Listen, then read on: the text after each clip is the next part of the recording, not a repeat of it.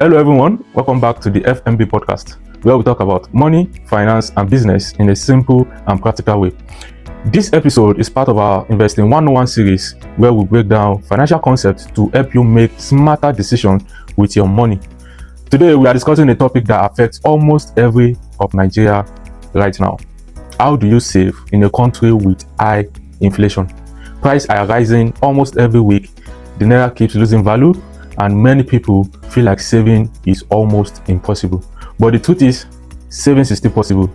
So, in this episode, I will explain why inflation is destroying savings, why traditional savings methods are failing, and most importantly, practical way Nigerians can still save and protect their money. So, let's get into the video, guys.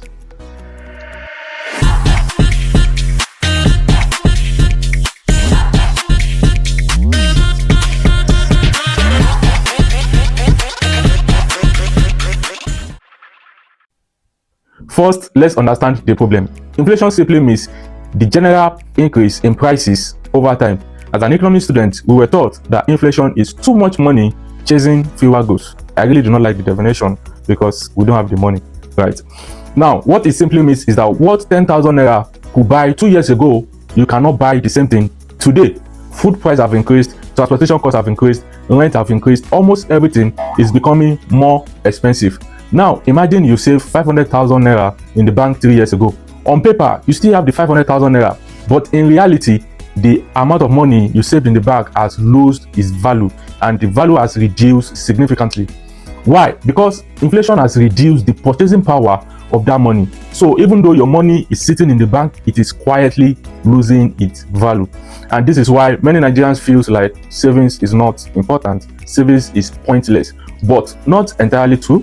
The real problem is how you save and saving smartly. Now, let's talk about why the traditional method of savings is failing.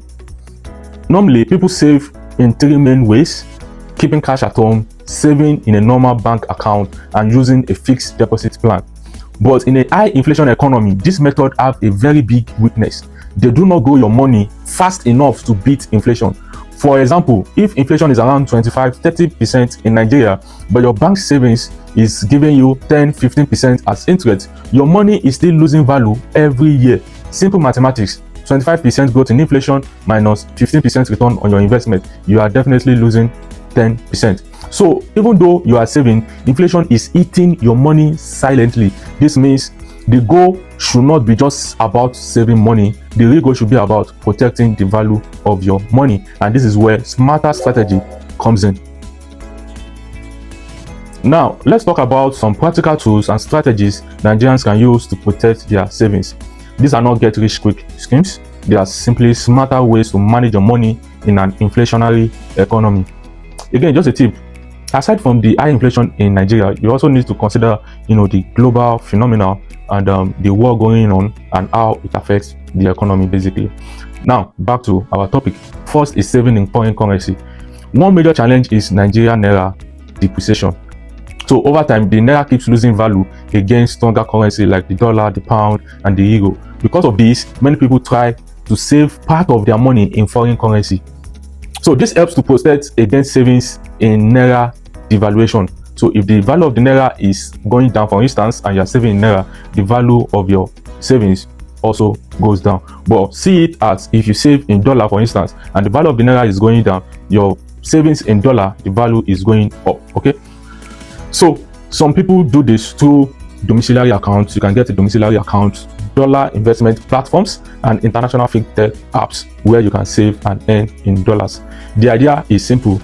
If the naira weakens, your foreign currency becomes more valuable in naira terms. Number two, instead of just saving, the second strategy is to invest instead of only savings. So saving protects money in the short term, but investing helps your money to grow over time. So some common investment options include treasury bills, mutual fund, stocks, real estate, cryptocurrency. Of course, every investment has its own risk, so it's important to learn before investing. But historically, investment tends to outperform inflation over the long period of time. Number three, use high yield savings platform. Some financial platform offers better interest rates than traditional banks. Example includes money market funds, digital savings platform, and investment apps. So these often offer higher returns than normal savings accounts, which helps to reduce the impact of inflation. Just make research, across different investment platforms and compare the return on investment and see the one that is higher, especially if you are looking to invest in a risk-free investment. Number 4, reduce lifestyle inflation. Another strategy is controlling lifestyle inflation. I mentioned earlier that we were taught that inflation means too much money in saving, chasing fewer goods.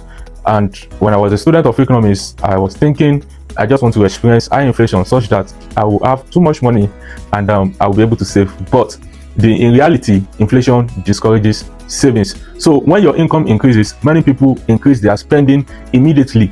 But in an inflationary economy like Nigeria, this can be very dangerous.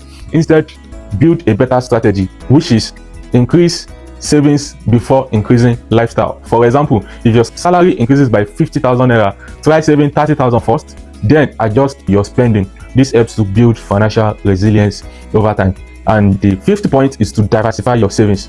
Finally, do not keep all your money in one place. Diversify means spreading your money across different options.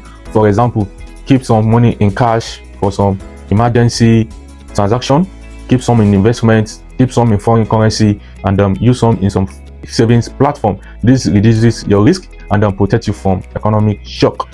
Now, you can see that saving in Nigeria today is definitely more challenging than before, but it is still possible. The key is understanding that the financial market, the financial environment has changed. What worked 10 years ago may not work today. So instead of just saving your money traditional way, we must focus on protecting our purchasing power, invest wisely, and diversifying income and savings. Financial education is more important now than ever, and that's exactly why this Investing 101 series is what you must watch.